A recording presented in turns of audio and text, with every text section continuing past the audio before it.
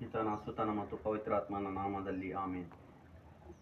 ಕೀರ್ತನೆ 52 2ನೇ ವಾಕ್ಯ. ಕ್ಷೌರ ಕತ್ತಿಗೂ ಹರಿತವ ನಿನ್ನ ನಾಲಿಗೆ, ವಂಚಕನೇ ಕಲ್ಪಿಸುವೆಯ ದಿನವೆಲ್ಲ ನಾಶ ವಿನಾಶವನೇ.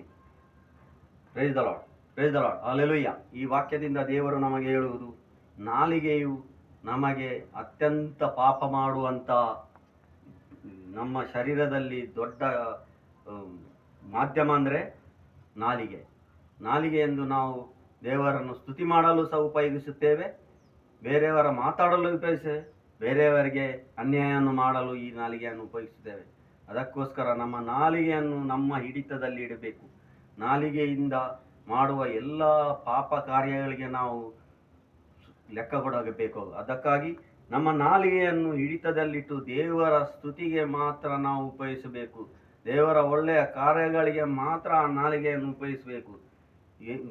ಪರರನ್ನು ಕೀಳಾಗಿ ಮಾತಾಡುವಂಥ ಆ ನಾಲಿಗೆಯಿಂದ ನಮ್ಮಲ್ಲಿ ಬರಬಾರದು.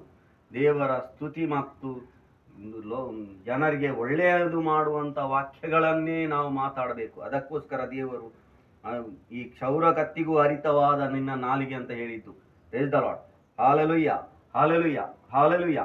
ಯಾಕೆಂದರೆ ನಮ್ಮ ನಾಲಿಗೆ ಇಂದ ಮಾಡುವ ಪಾಪಗಳು ಅಧಿಕವಾಗಿದೆ. ಅದಕ್ಕಾಗಿ ನಾವು ನಾಲಿಗೆಯನ್ನು ನಮ್ಮ ಹತೋಟಿಯಲ್ಲಿ ಇಟ್ಟುಕೊಂಡು ನಾವು ದೇವರಿಗೆ ಸ್ತುತಿ ಮಾಡಿ ದೇವರಿಗೆ ಮಹಿಮೆ ಹೊಡೆಸೋಣ. ಪಿತನ ಸುತನ ಮತ್ತು ಪವಿತ್ರಾತ್ಮನ ನಾಮದಲ್ಲಿ ಆಮೆನ್.